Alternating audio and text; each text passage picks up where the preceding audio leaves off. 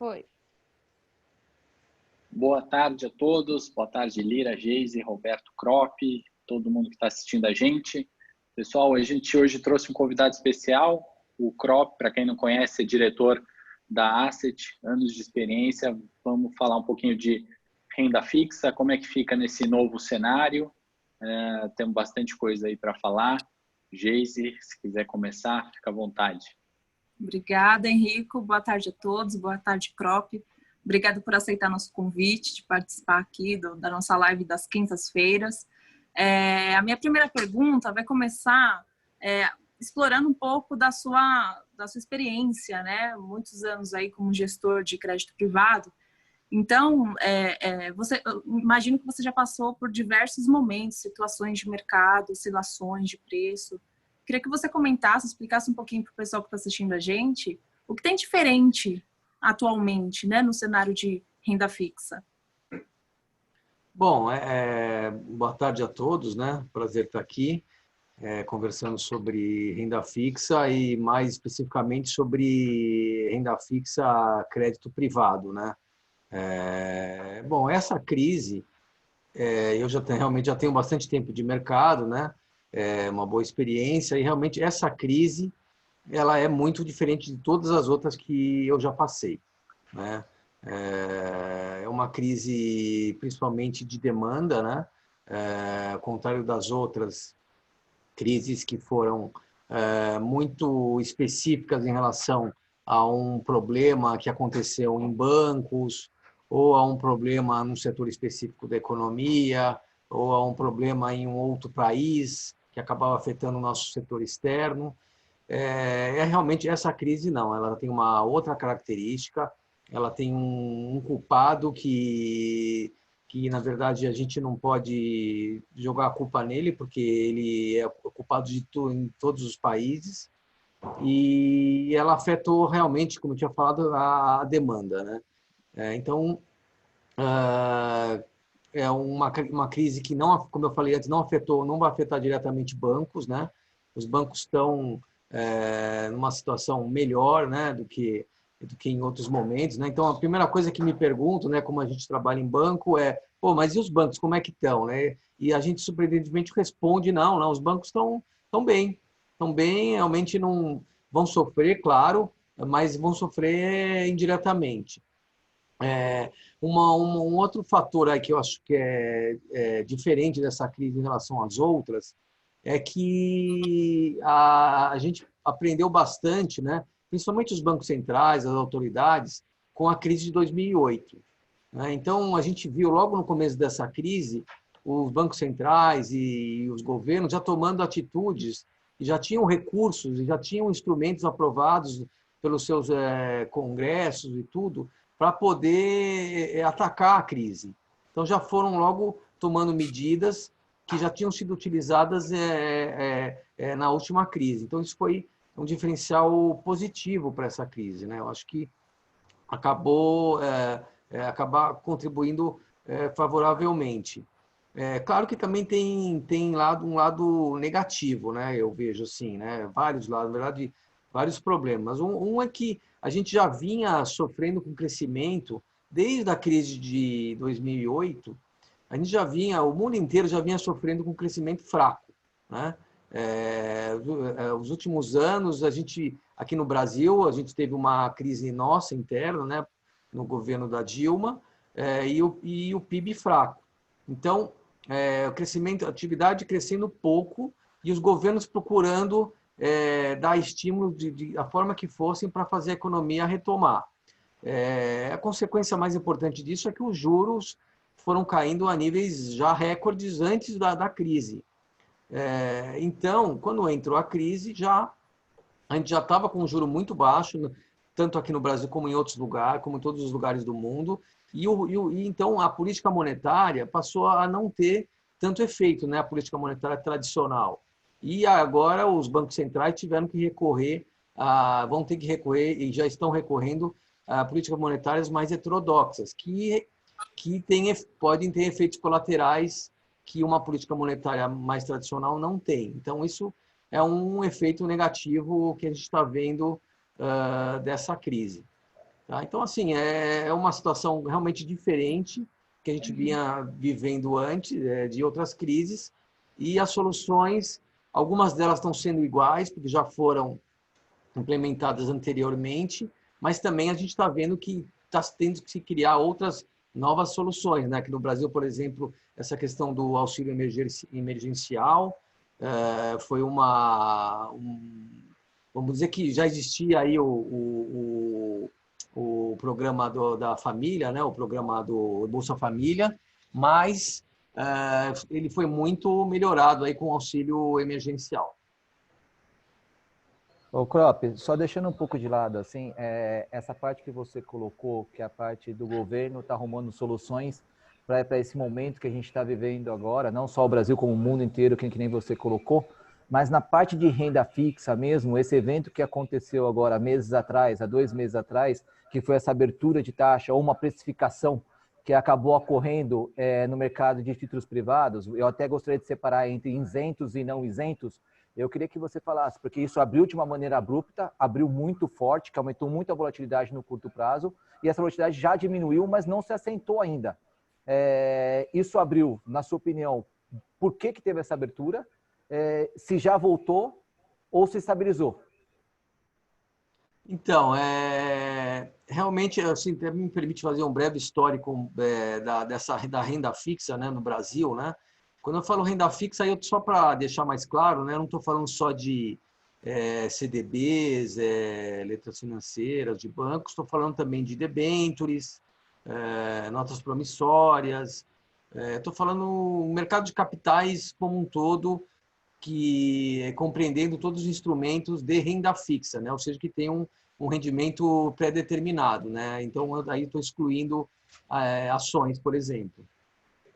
Então, fazendo um breve histórico, até antes de meados do ano passado, meio do ano passado, o mercado de renda fixa, como eu acabei de incluir aí vários instrumentos, esse mercado ele vinha mal precificado. E como é que a gente pode concluir isso? Se você comparar um título emitido no exterior, comparasse, né, na época, um título emitido no exterior de uma empresa brasileira, uma ótima empresa brasileira, comparando com um título, uma debênture aqui do Brasil, você via que realmente a taxa da debênture aqui era muito mais baixa, comparativamente, fazendo todos os cálculos, do que o título no exterior. Isso era claro, tanto para títulos emitidos por bancos, como para títulos emitidos por grandes empresas. A gente via isso. Então, existia até uma tendência, claro que sempre se observava um pouco a questão cambial, mas existia uma tendência até de você captar no Brasil, né, as empresas tomarem dinheiro no Brasil, porque era muito mais barato do que tomar no exterior. Então, dependendo do momento, valia bastante a pena. Mas era uma distorção, né?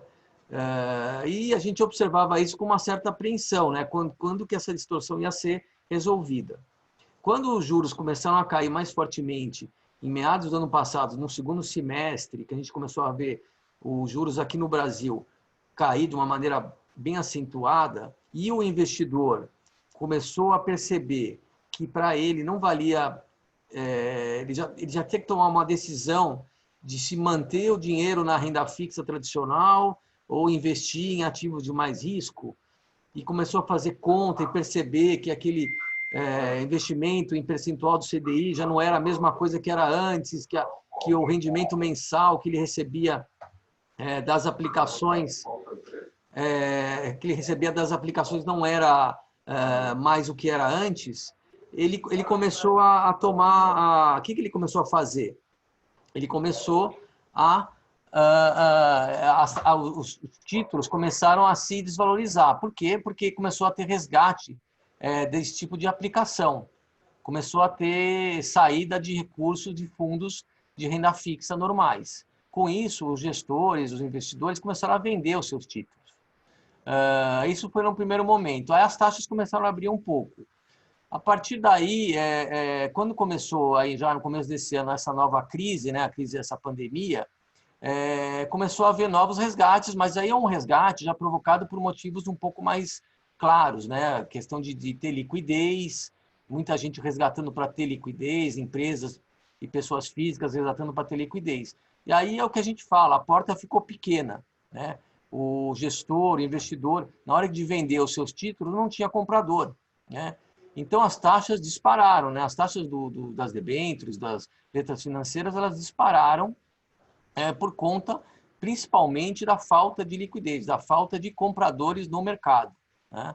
Então, o que a gente viu aí, né, nesse momento, né, até meados de março, foi realmente uma alta muito forte das taxas, e para níveis até bastante distorcidos, mas principalmente por conta da falta de liquidez, ou seja, não tinha comprador naquele momento para papéis de emissores de primeira linha. Não sei se eu te respondi aí, Lira. Não, foi correto, Crope. A questão, agora só aproveitando essa abertura que teve, ele abriu, exagerou em alguns momentos, né, pela falta de liquidez, que nem você colocou bem aqui. Eu acho que o mercado de renda fixa lá atrás, antes da pandemia, ninguém olhava muito o prêmio, porque você tinha muito dinheiro, excesso de dinheiro no mercado, e do mesmo jeito que foi lá atrás, que fechou as taxas, fizeram com que ela abrisse novamente agora, da maneira que foi abrupta de novo, tá? Hoje, o nível que está o nível de taxa hoje, pode ser isento ou pode ser não isento hoje, o carrego hoje que está esses títulos hoje, mesmo não fechando hoje, ela está no bom patamar hoje, olhando para trás. Tá, primeira pergunta, é um bom patamar, na sua opinião? Segunda, você acredita que a gente pode viver o mesmo movimento de o excesso de liquidez, fazer com que essa taxa feche novamente e voltar para o que era antes? Você acha que é possível acontecer isso? Então, não, eu acho interessante a pergunta, né? Eu vou responder primeiro a segunda pergunta, se poderia voltar para o patamar anterior, né, de antes de toda essa de meados do ano passado, como eu tinha falado, né, quando as taxas aqui eram bem mais baixas. Eu espero que não. Eu espero que não. Eu acho que isso não deve acontecer mais. E até para o bem do mercado, né? Eu costumo dizer, né? Por isso que eu até comentei sobre o título dessa nossa live, né? Que é o novo normal, porque eu chamo de novo normal no sentido de que agora as operações de renda fixa, crédito privado, elas estão num outro momento. É um normal diferente do que era antes e que eu acredito que veio para ficar, né? Um normal que ocorreu por conta de todos esses problemas que eu citei aí, que aconteceram nos últimos meses, que estabeleceu um novo padrão de taxa, né?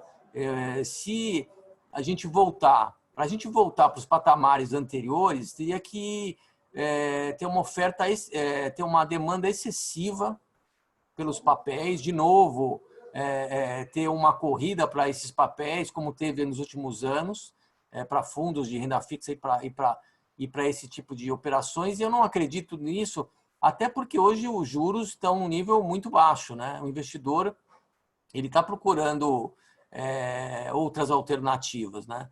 Então, por esse lado, não acredito. E também não acredito por questão das próprias empresas, né? As empresas elas estão mais endividadas do que estavam, até por conta aí da crise. Então, elas têm que tomar recursos, tomar dinheiro e vão ter que pagar um pouco mais de taxa. Então, não acredito. Agora, com relação a esses patamares que estão agora, eu acho que os patamares são muito interessantes. Tudo bem, a gente já teve até uma certa queda das taxas nas últimas semanas, porque realmente estavam, como eu tinha falado aí agora há pouco, estavam muito distorcidas, né? A gente teve um problema muito sério de liquidez nesse mercado, até a pedido do mercado, né? O Banco Central aprovou aí uma medida provisória da guerra, que ela aprovou um orçamento extra para os gastos da pandemia e incluiu nessa medida provisória também que o Banco Central pudesse operar, começar a comprar títulos no mercado secundário, tanto títulos públicos quanto privados.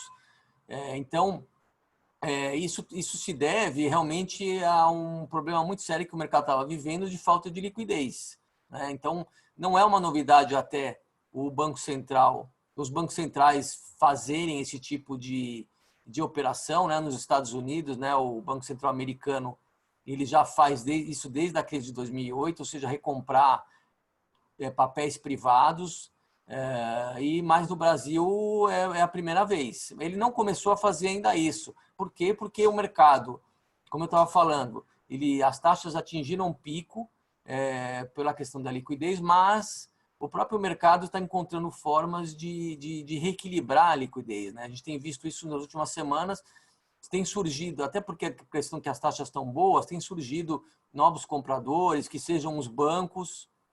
O Banco Central também fez medidas para os bancos poderem comprar debêntures, utilizar ela como lastro no lugar de depósito compulsório. Então, houve aí um incentivo por parte do governo para melhoria desse mercado e também outros investidores que estavam com caixa e perceberam a oportunidade de investir em renda fixa, crédito privado, fizeram isso. Então, com isso, as taxas começaram a ceder um pouco.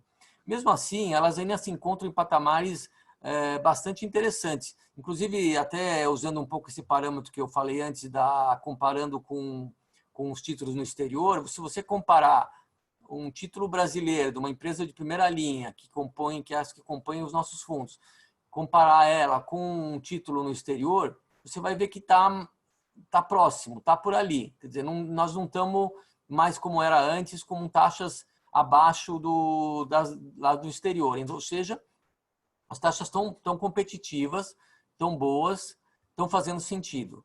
Uma outra maneira de olhar isso é em relação à própria inadimplência, né? Os títulos high grade, né, que a gente chama, que são os títulos que têm uma alta nota de rating, né? Quer dizer, o rating é uma nota dada pelas agências de classificação de risco. Então, normalmente no nosso fundo e em outros fundos do mercado com a mesma característica, a boa parte da carteira, ou praticamente toda, é composta por títulos high grade, né, com notas muito boas.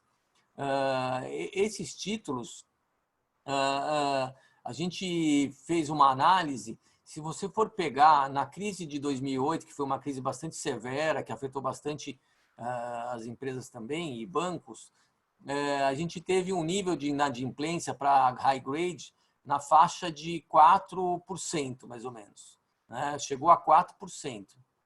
Então, hoje, você tem títulos pagando um prêmio de 4%, aqui no Brasil, um prêmio de 4% ao ano. Então, se você considerar que em um ano você vai ter uma perda igual a que você teve em 2008, que já é uma perda grande, você tem taxas que pagam, só o prêmio, ela já paga esse aumento da inadimplência por conta da crise, diferente de outras vezes. Então, assim, olhando também pelo parâmetro do risco de perda, os títulos também estão mais, as taxas estão mais interessantes, sim. Eu vou fazer a última, que senão a Geise e o Henrique vai me matar, Crop, aqui. Já cortei eles em tudo que é problema, em tudo que é pergunta. É a última, Geise, eu te prometo. Crop, sem entrar em fundo nada ainda, mas o que a gente sentiu aqui foi que os títulos não isentos, que não são mais, que a pessoa física deixa de procurar e procura mais os isentos, os títulos de infraestruturas de debênture incentivada, a debênture incentivada ela abriu no primeiro momento e depois, ao passar do tempo, ela acabou voltando um pouco mais rápido do que o não isento. Acho que o não isento fica muito mais na mão de fundos, muito mais na mão de pessoa jurídica, é um outro público. Aí entra assim, essa velocidade existiu mesmo? Já fechou? E o quanto que fechou essas isentas? Você tem uma ideia? Realmente são dois mercados diferentes, né? O mercado de debêntures incentivadas, né? As debêntures incentivadas são títulos que surgiram há menos tempo, né? Do que os títulos tradicionais, né? De debêntures, por exemplo, que já tem há décadas, né? O debêntures incentivadas surgiram há alguns anos como forma de estimular investimentos em infraestrutura, né? Tanto que, na verdade, quando a gente fala em debêntures incentivadas, são debêntures voltadas para investimentos em infraestrutura, né? Então, esse a função básica dessas emissões. Então, o que acontece? essas emissões, na verdade, elas saem num volume menor do que as debêntures normais, né? Porque são voltadas para um fim específico, não é tudo que é para... Então, é só aquilo que é para infraestrutura, basicamente. E essas emissões, então, ela tem uma outra vantagem, e tem uma vantagem muito importante, que para poder atrair o investidor, o governo isentou de imposto de renda o investidor pessoa física, né? Aí, com isso, esse mercado das debêntures incentivadas acabou se tornando um nicho, um mercado menor voltado para investidores pessoa física, né? Então, é um mercado que movimenta volumes bem menores do que o volume do mercado tradicional, mas para um investidor pessoa física que é mais atuante, né? Que tem essa característica de ser mais atuante, até porque não tem imposto, né? Ele pode girar esses títulos diariamente, se quiser, e não vai pagar imposto nenhum.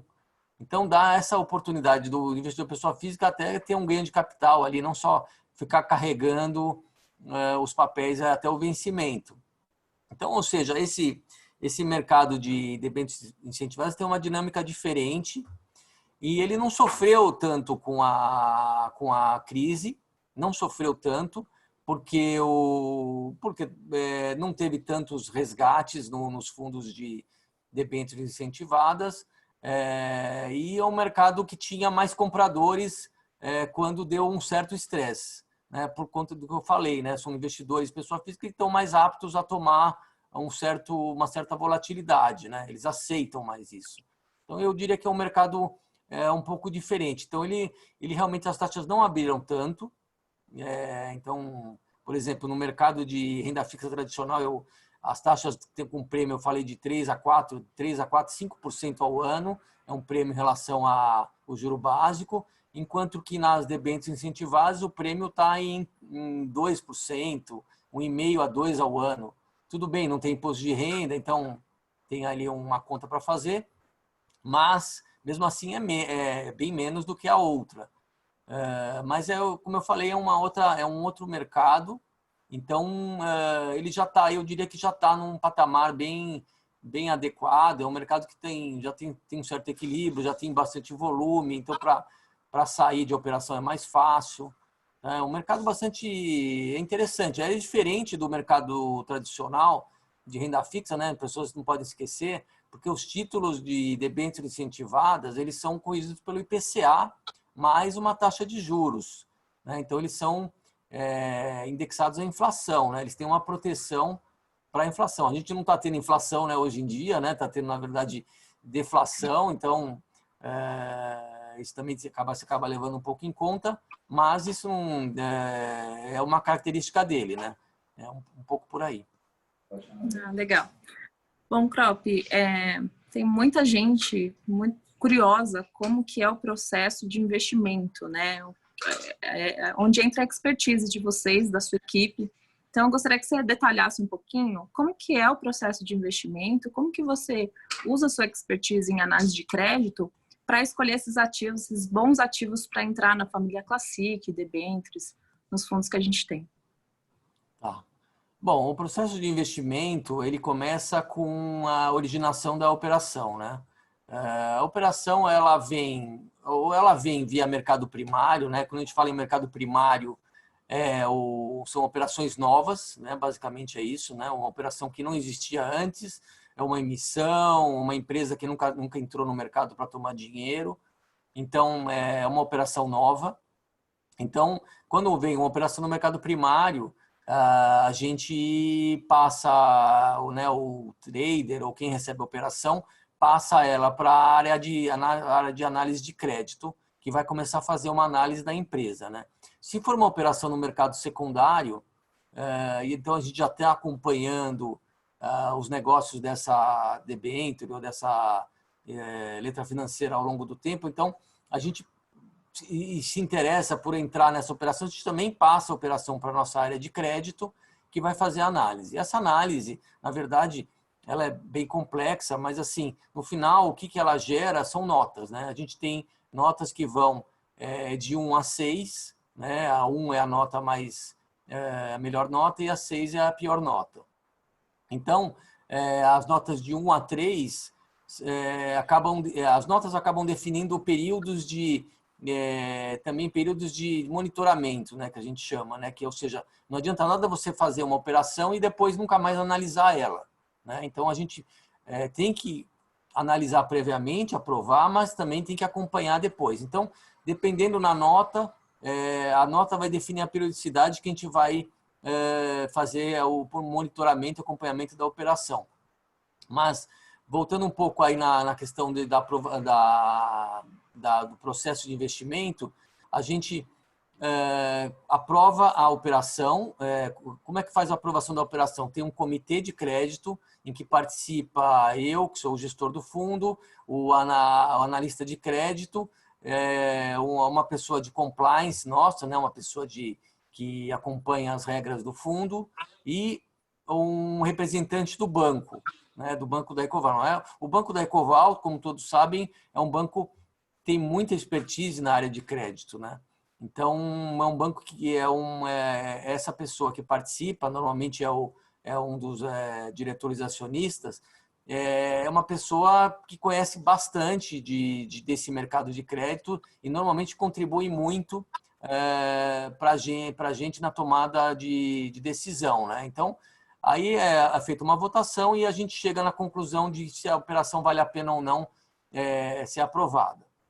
Uma vez aprovada, o trader passa a ter autorização para poder adquiri-la no mercado, seja via uma oferta ou seja mercado secundário, né? Então, de forma geral, é assim, né? A gente, como eu falei antes, a gente tem um monitoramento que a gente vai acompanhando depois no dia a dia. A gente acompanha o mercado secundário também, cada vez mais, para ver se tem oportunidades, e vai tocando. Um pouco por aí. Então, me corrija se eu estiver errada, tudo depende da qualidade dos ativos, as notas que vocês colocam de 1 a 6. Complementando a minha pergunta, se você puder falar uma nota excelente, a melhor nota que vocês têm, qual geralmente é o tamanho que vocês podem chegar no fundo? Olha, a gente tem os percentuais por nota, né? Normalmente, a gente, se for legalmente, se for uma empresa privada, a gente não pode passar de 10% por grupo econômico. E se for uma instituição financeira, não pode passar de 20% do patrimônio. A regra que a gente define via o nosso comitê de crédito, a gente restringe mais isso, né? Bem mais isso, na verdade. Então, normalmente, uma empresa que tem a melhor nota, ela vai ter no máximo 6%, 7%, não vai passar disso. Então, quer dizer, é uma carteira totalmente diversificada, balanceada. É bem legal essa live em específico, porque conforme o Crop falou, o Banco da Ecoval ele é especialista em crédito, né? Então, a gente está falando aqui do DNA mesmo, um dos DNAs, né, da característica do banco, do grupo. Então, obrigada. Aí, a minha próxima pergunta, nesse cenário todo do Covid para cá, a gente tem visto que alguns ativos de qualidade boa ficaram bem diferente da média de preço que eles estavam sendo negociados anteriormente. Você conseguiu achar um ativo de boa qualidade, de bons fundamentos, com preços maiores do que a gente viu anteriormente? E se você puder dar alguns exemplos, citar alguns exemplos de oportunidades.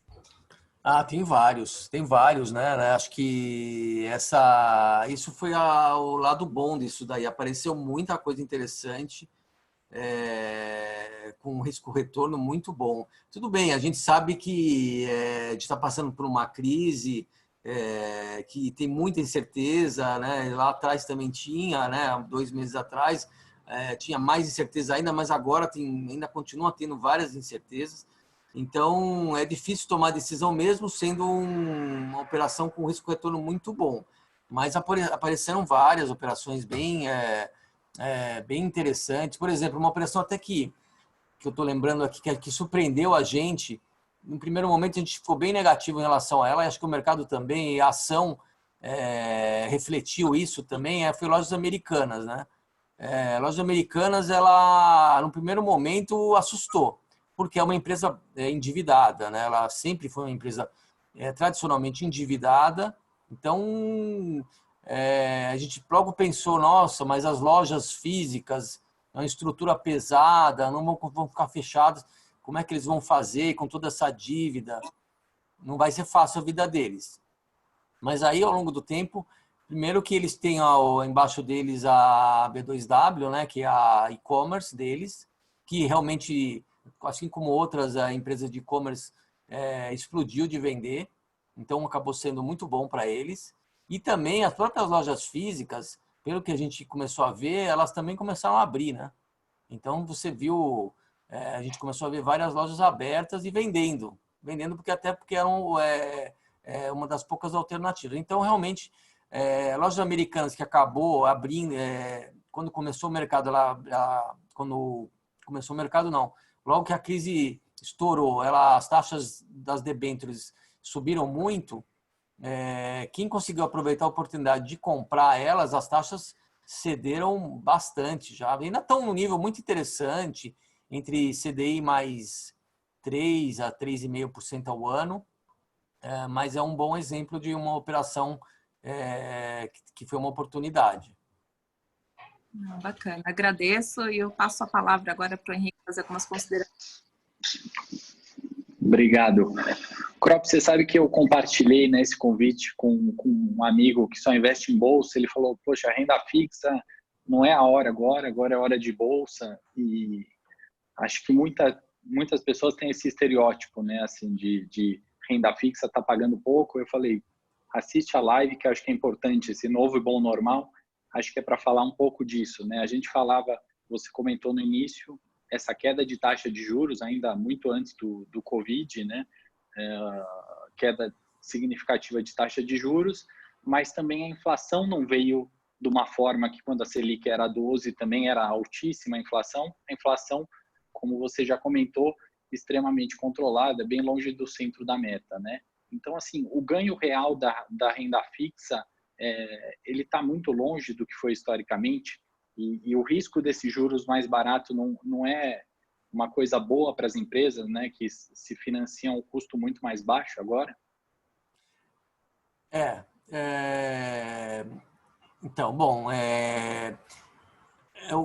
para as empresas, né, agora o juro mais baixo é positivo, né? Então, para elas se financiarem, realmente é um fator bastante positivo. Acho que isso tem que se levar em consideração nessa crise também, que está sendo favorecida, as empresas estão sendo favorecidas por um financiamento mais barato.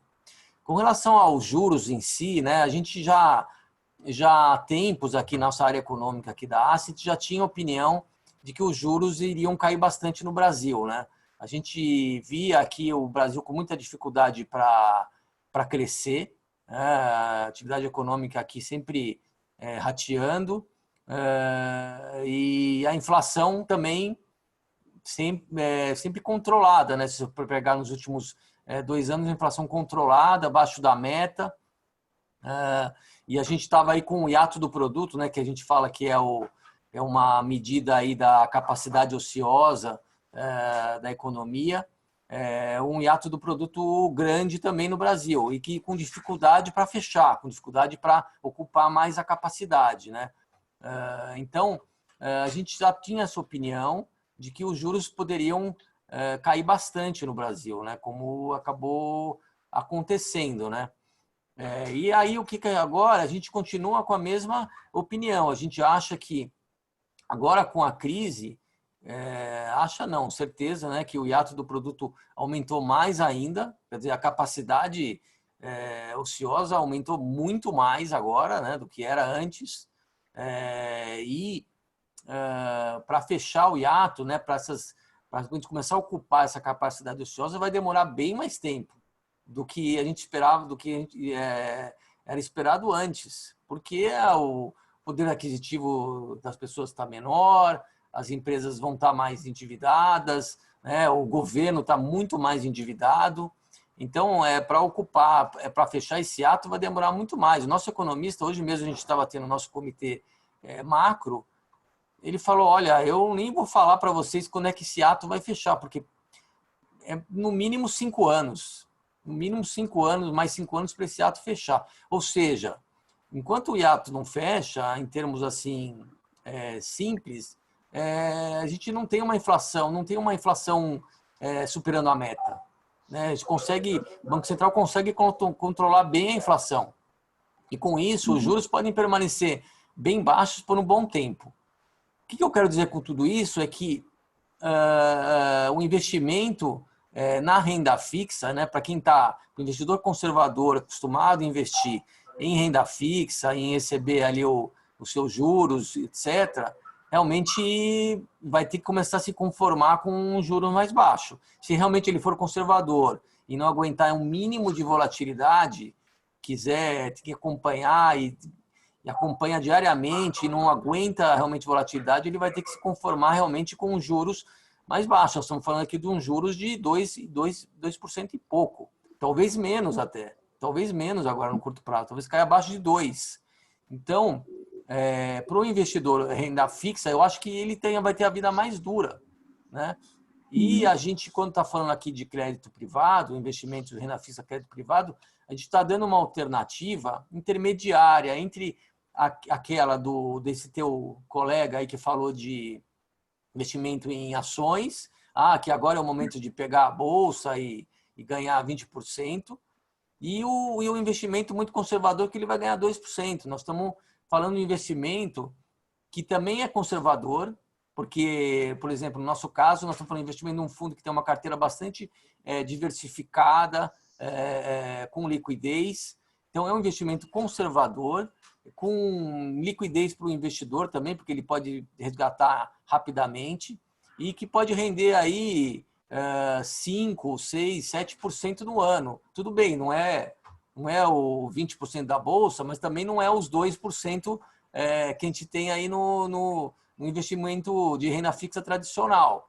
Então, eu acho que é um meio de caminho, né? Acho que também você não pode colocar todo o seu dinheiro no risco total, né? Então, por isso que eu acho interessante olhar um pouco também esse tipo de produto. Perfeito, né? São complementares, né? Mercados complementares. Exatamente. Você comentou antes sobre os high grades, né? Os papéis com boas notas, bons emissores, e que o fundo do Ecoval tem bastante desses ativos. Você conseguiram capturar o spread interessante em virtude do corona. E aqueles títulos que eram chamados high yield, né, que, ou seja, pagavam uma taxa muito boa já no cenário de bull market, mas as notas não eram tão boas, né? Como eles ficam nesse período agora? Como você está vendo esse tipo de título? Realmente esse mercado eu acho que é um mercado que ficou mais complicado, mais preocupante mesmo. Porque o mercado de high grade, até para lembrar um pouco, né, logo que estourou aí a crise, né, o governo, os bancos ofereceram muito crédito para as empresas de primeira linha, né? As empresas também foram logo buscar esses créditos junto aos bancos, contas garantidas, capital de giro. Então, toda a linha que essas empresas de primeira linha, high grade, tinham, elas foram lá e tomaram e fizeram caixas grandes. Então, essas empresas, em geral, de primeira linha, estão bem protegidas para esse momento. Mas, realmente, as empresas mais high yield, ou seja, bem mais arriscadas, quando eu falo high yield, eu estou dizendo aqui empresas muito mais alavancadas, que ainda não estão muito bem estabelecidas, que não têm um mercado, que não dominam o mercado delas, né? Ainda estão começando nesse mercado. Então, ainda tem uma série de problemas. E essas empresas, elas realmente têm uma perspectiva um pouco diferente, até porque, como a gente tem visto aí, o dinheiro não tem chegado muito em empresas de menor porte, né? Então, eu acho que tem que tomar um pouco mais de cuidado nas empresas de high yield e olhar caso a caso. A gente tem feito assim, né? A gente tem olhado realmente caso a caso. Tem empresas, tem setores que são os setores vencedores. São setores que a gente está vendo que vão surfar bem esse momento. Então, acho que empresas high yield desses setores, eu acho que vale a pena olhar sim, mas tem que olhar muito caso a caso.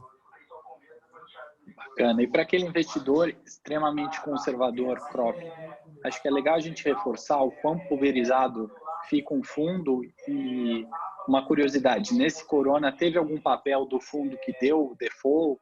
A empresa realmente veio quebrar, alguma coisa assim, que deu algum estresse maior nesse cenário de corona? É legal essa pergunta, porque realmente a gente está... É um momento muito diferente, né? Principalmente, como eu falei no começo, que era um choque que é um choque de demanda e que afeta muito a receita das empresas. Com isso, muitas empresas, às vezes boas empresas, né? Empresas que se sabe que não vão ter problema, elas não conseguem, às vezes, cumprir com todas as regras que as debentures colocam para elas, né? Então, por exemplo, as debentures, tem algumas regras que se colocam, por exemplo, de endividamento, né? Que o endividamento, existe uma relação entre receita, né? Entre o EBITDA, né? Que a gente chama, que é a geração de caixa da empresa, e o endividamento. Mas como a gente estava falando, realmente, como a receita caiu muito, a geração de caixa tem algumas empresas que a geração de caixa quase que foi para o zero nesse momento. Então, elas não vão conseguir cumprir bem com as regras, né, que a gente chama de covenants, né, com os parâmetros que estão determinados nas escrituras das debêntures. Então, não é um problema. Não é um problema, os debenturistas, né? O mercado está acostumado com esse tipo de coisa, isso acontece às vezes, de você ter que sentar junto com os outros debenturistas e com a empresa e rediscutir, ou nem rediscutir, é o que a gente chama de waiver, né? Você dá um tempo para a empresa se reenquadrar naquele critério específico de liquidez, né? De alavancagem. Olha, diante da crise que nós estamos passando, a gente entende que vocês estão passando por um momento mais difícil e vamos dar mais, por exemplo, 6 meses para vocês se reenquadrarem num determinado critério de alavancagem. Então, isso está acontecendo, uma empresa ou outra. Elas normalmente acabam pagando um FII, um prêmio para o debenturista, né, para o investidor, o que é bom também. Então, o mercado tem reagido muito bem a isso. Agora, realmente, com relação a problemas não vou dizer que é mais complicado, mas, por exemplo, a gente está tendo, acho que o mercado, as pessoas estão vendo, né? Empresas de setor de vestuário são empresas que estão sofrendo muito, né? Então, quem não tem vendas online, né? E que eu saiba, setor de vestuário e vendas online ainda não casaram muito, né? Vai demorar um pouco.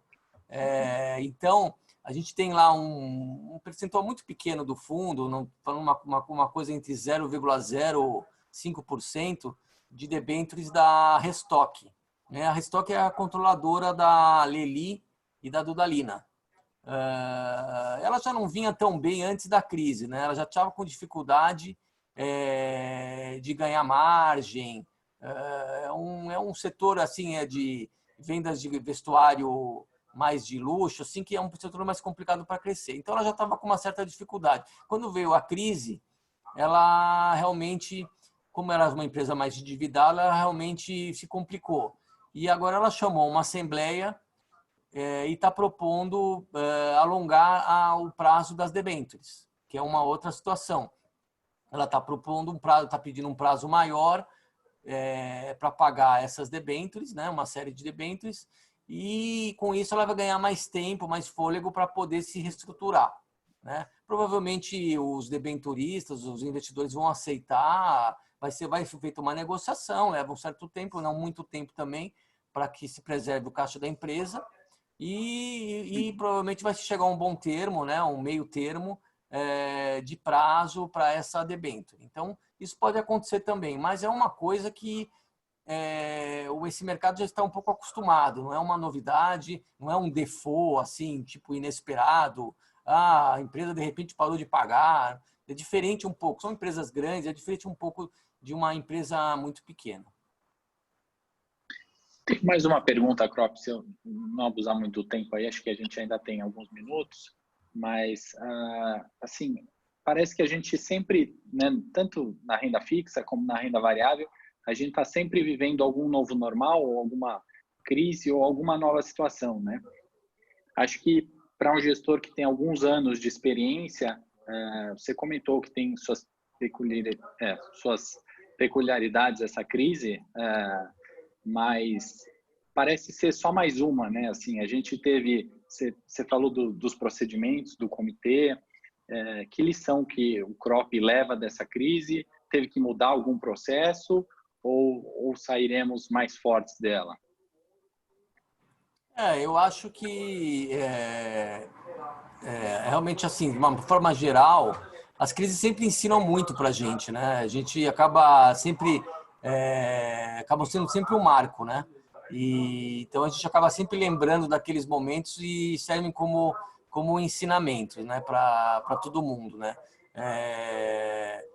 Um ensinamento assim muito claro que acho que todo mundo tem que ter em vista, independente de tipo de ativo que você está gerindo, é que você nunca pode dizer que alguma coisa não vai acontecer. E então não é só dizer, você também é bom que você esteja preparado, porque alguma coisa muito inesperada, que seja lá um tail risk, né, aquilo que está lá na ponta das possibilidades, ela pode acontecer. Então é importante se preparar. Então tem várias maneiras de se preparar, ou diversificando a sua carteira, ou deixando mais dinheiro em caixa, ou fazendo operações no mercado de derivativos, para quem tem acesso a esse mercado de derivativos, que você consegue se proteger também para eventos inesperados. Então, o que está cada vez mais claro para a gente é que você tem que estar sempre andando assim. Você pode ter apetite a risco, tem que ter, né? Se você tem oportunidades, mas é bom sempre você ter também ali um outro lado teu olhando ali como me proteger para um evento muito inesperado que está aumentando a frequência dos eventos inesperados no mundo, né? Então, isso é o primeiro ensinamento.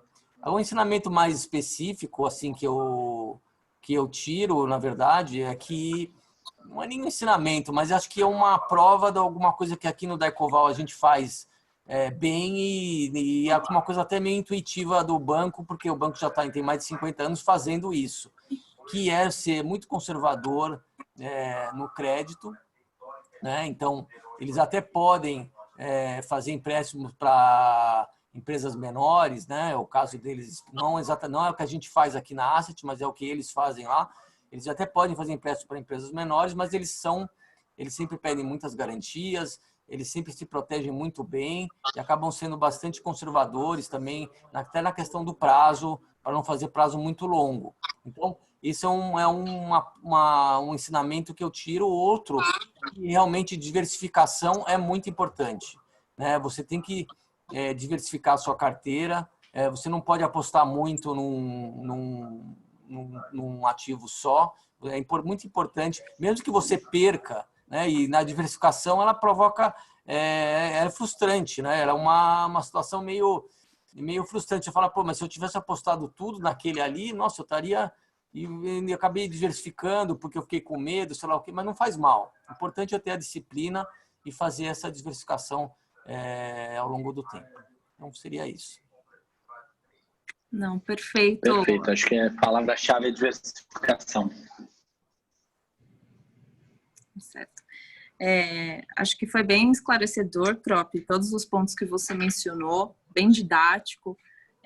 Realmente, acho que tem tudo a ver o nome da live, né? O novo e o bom normal, que mudou completamente todos os parâmetros, todas a nossa base histórica, ela mudou completamente, né? Antes de ir para as perguntas aqui do chat, a gente tem uma pergunta. Eu queria reforçar que os fundos da família Classic, o Classic que tem o resgate em D5 e o Classic D30, os fundos de debêntures estão na nossa plataforma de distribuição. Os clientes conseguem investir no aplicativo, no DaiConnect. Os gerentes que estão assistindo a gente, dá para investir tanto no SGI quanto no portal de investidor. Qualquer dúvida, eu, Lira, o Crop, o Jax, estamos abertos aí para auxiliar no que for necessário, os clientes também. Então é isso, aproveitem que o fundo está disponível lá.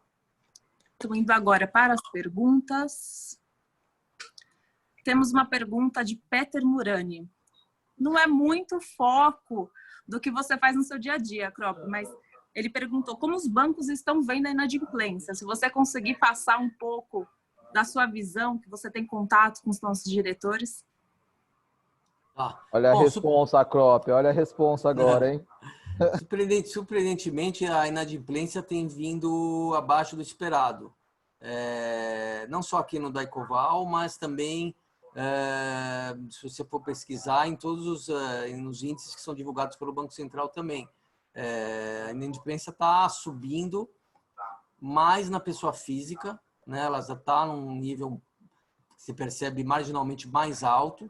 Na pessoa jurídica, como eu tinha falado, como os bancos, as empresas conseguiram acessar os bancos mais rapidamente. Então, nas pessoas jurídicas, quando você olhar o bolo inteiro das pessoas jurídicas, então você inclui aí grandes empresas, o segmento corporate, não só o segmento pequenas empresas, não está tendo ainda um aumento significativo da inadimplência.